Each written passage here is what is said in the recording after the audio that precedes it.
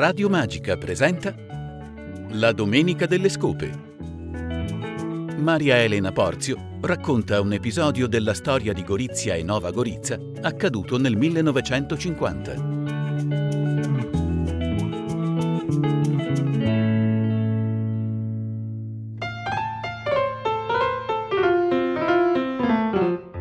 Era il 13 agosto del 1950 e la signora Humar di Nova Gorizia entrò in cortile tutta accaldata, urlando al marito: «È successo il miracolo! Hanno aperto il confine! Si torna in Italia!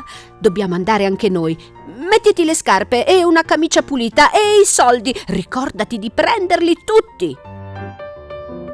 Fu così che quella mattina Milan Humar si recò con la moglie al valico di confine della Casa Rossa, dove si era radunata tantissima gente, donne, uomini, bambini, tutti uniti per forzare il blocco della polizia e tornare finalmente a Gorizia, cioè in Italia. Il confine tra Italia e Jugoslavia era stato tracciato dopo la Seconda Guerra Mondiale, nel 1947, prima sulla carta e poi sulla terra col filo spinato, e aveva diviso amici, parenti, a volte intere famiglie. C'era chi aveva lasciato di là la fidanzata, chi di qua i nonni, e c'era perfino chi si era ritrovato con la casa in Italia e la stalla in Jugoslavia.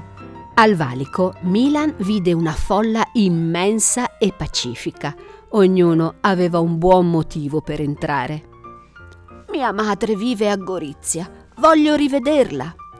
Sono diventata nonna e non conosco mio nipote. Io voglio riabbracciare mio fratello». La moglie di Milan si aggiunse al coro di voci. «Io vorrei andare alla messa in Duomo. Sono 3 anni che non torno nella chiesa in cui ci siamo sposati». «E io 3 anni che non bevo un buon caffè», pensò Milan.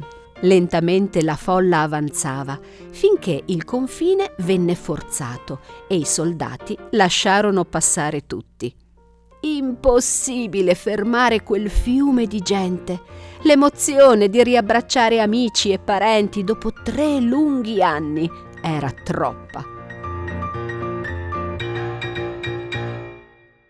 Quando fu il suo turno, la signora Humar, con un piede in Italia e l'altro ancora in Jugoslavia, trascinò il marito per un braccio. «Ci siamo, Milan! Si passa! Si va di là!»